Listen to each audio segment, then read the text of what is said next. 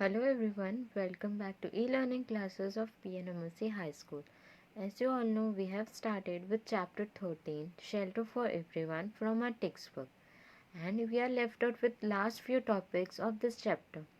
So, I request you all to open your textbooks and come on chapter number 13 so that we can complete our explanation today. We have to start with explanation given on page 95, and that is, are ants and bees social animals? Just like human beings, ants and bees are social animals that live in group and have a well developed society for their own. जैसे हमने chapter के beginning में पढ़ा था कि हम human being social animals है। Social मतलब हम लोग सबको साथ में रहना अच्छा लगता है। वैसे ही जो भी बीज हैं, जो भी एंट्स हैं, वो भी क्या है, सोशल एनिमल्स है। उन्हें भी ग्रुप में रहना अच्छा लगता है। जैसे हम सोसाइटीज़ में रहते हैं, वैसे उनकी सोसाइटीज़ भी वेल डेवलप्ड होती है। They live in colonies where each insect has its roles to play. वो एक ऐसी कॉलोनी में रहते हैं जहाँ पे हर एक इंसेक्ट का अपना अपना एक रोल होता है प्ले करने के लिए. These colony can last for many years and even move from one place to another. ये कॉलोनीज काफ़ी साल तक चल सकती हैं और एक जगह से दूसरी जगह भी ले जाया जा सकता है इन्हें. The number of members of the colony can range from 100 to over a million. जो लोग होते हैं कॉलोनी में, वो सेफर जो एनिमल्स है, जो इंसेक्ट्स है कॉलोनीज के, वो 100 या 100 से ज़्यादा मिलियंस में भी हो सकते हैं. There are almost 10,000 species of ants including black ants, red ants, wood ants and yellow meadow ants. काफ़ी सारी अलग अलग स्पीसीज मतलब अलग अलग टाइप के एंड्स होते हैं. नियरली 10,000 टाइप के एंड्स होते हैं, जिसमें ब्लैक एंड्स मतलब काली चींटी, लाल चींटी, वुड एंड्स मतलब लकड़े को खाने वाली चींटियाँ, और येलो एंड्स भी प्रेजेंट है. Do you know how ants and bees live together in colonies? Ants live and work together in a large group. They are divided into groups according to the task they perform. जो ants है वो एक साथ एक बड़े से group में रहती है, जिसमें अलग अलग डिवाइड कर दिया जाता है अलग अलग एंड्स को अलग अलग टास्क परफॉर्म करने के लिए. The queen lay eggs which are looked after by the worker ants. जो queen होती है ants में, उसका काम होता है अंडे देना, और जो बाकी की ants होती है वो उन अंडों का ध्यान रखती है. The worker ants are also responsible for finding food, looking after the young and keeping unwanted visitors away.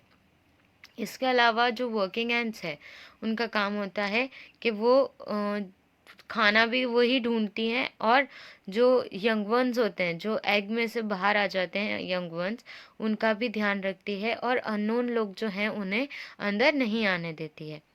Ants communicate effectively with members of their colony using chemical called pheromones. These also use their antenna for communication.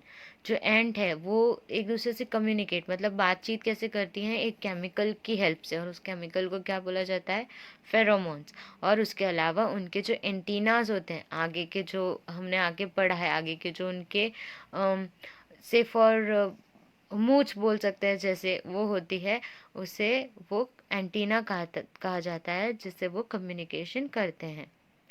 Ant colonies are called ant hills. जहाँ पे ants रहती हैं, जो ants की colonies होती है, उसे क्या कहा जाता है, ant hills.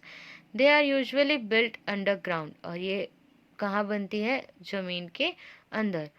A colony consists of many chambers that are connected to each other and to the surface with the help of well ventilated tunnels. ये जो कॉलोनीज होती है उसमें अलग अलग चैम्बर्स होते हैं, अलग अलग सेक्शंस बने हुए होते हैं, जो उनको एक जगह से दूसरी जगह कनेक्टेड रखते हैं, और उसमें वेंटिलेशन के लिए टनल्स भी बनाए जाते हैं. Honeybees also live in group in beehives made of bee wax. जो honeybees है वो भी किस में रहती हैं, ग्रुप में ही रहती हैं, और बी हाइव में रहती है जो बी वैक्स से बनाया जाता है. The number of members in each beehive may range from 50,000 to 80,000. एक beehive में करीबन 50 से 80,000 तक की मधुमक्खियां रह सकती है.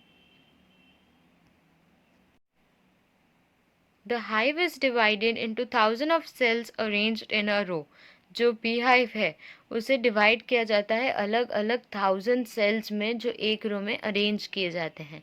ईच सेल्स हैज 6 साइड, और वो जो एक शेल होता है उसके 6 साइड्स होते हैं. These cells are used to store food, eggs for hatching etc.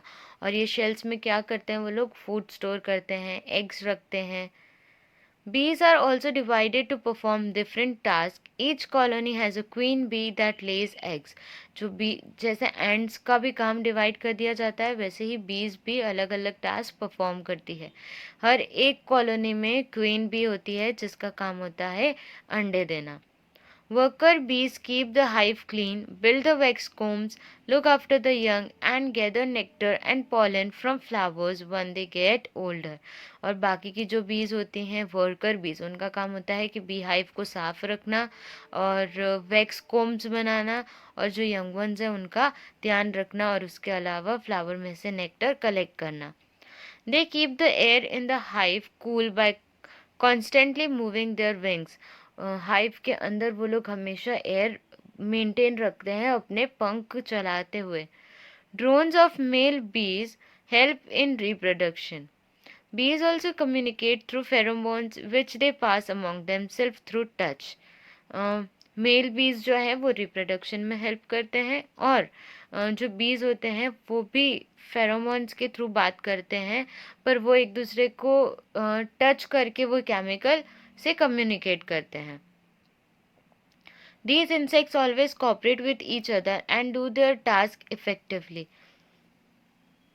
ये जो इंसेक्ट्स है वो एक दूसरे से बात करके अपना काम अच्छे से करते हैं और कॉपरेट भी करते हैं. We can learn a lesson from them and do our part to keep our homes clean and tidy.